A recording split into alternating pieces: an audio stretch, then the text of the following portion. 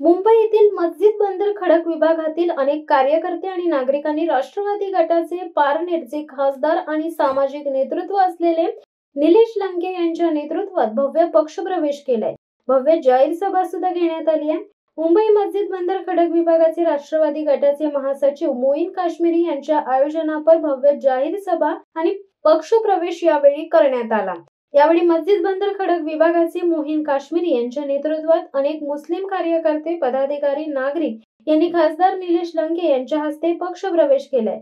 Abdulbhai, नियाजभाई, Aminbhai, माजिदभाई, Aslam merchant, Sadia merchant, Alibhai, Bohra समाजचे पदाधिकारी युसुफ टोपीवाला, मुस्तफा शाह, अली खातीब, सैजादाभाई या सर्व मुस्लिम नागरिक पदाधिकाऱ्यांनी खासदार निलेश लंके यांच्या हस्ते राष्ट्रवादी गटात जाहीर पक्षप्रवेश केलाय।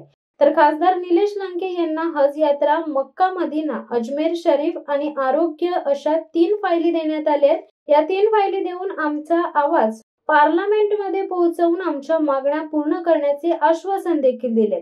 यावर निलेश लंके म्हणाले की मी येणाऱ्या जून-जुलै महिन्याच्या अधिवेशनात हा मुद्दा नक्की उचलणार आणि शासनापर्यंत नक्कीच या फायली पोहोचवणार व तुमच्या मागण्या पूर्ण करणार असल्याचे आश्वासन दिले। जम्मू काश्मीर येथील पहलगाम मध्ये झालेल्या आतंकवादी हल्ल्यात निष्पाप पर्यटकांचा मृत्यू झाला, त्यामुळे नागरिकांनी त्यांना श्रद्धांजली वाहिली। अनेक पदाधिकारी आणि नागरिकांची यावेळी भाषणे देखील झाली। पहलगाम अतिरेकी हल्ल्यावरून जाती धर्मात तेढ निर्माण होईल आणि भांडणे होतील असे स्पष्ट दिसत असल्यामुळे हिंदू, मुस्लिम, शीख, ईसाई, दलित अशा सर्व समाजांनी एकत्र येऊन चिंतन केले पाहिजे। यावर तोडगा काढला पाहिजे। हिंदू मुस्लिम वाद थांबवला पाहिजे।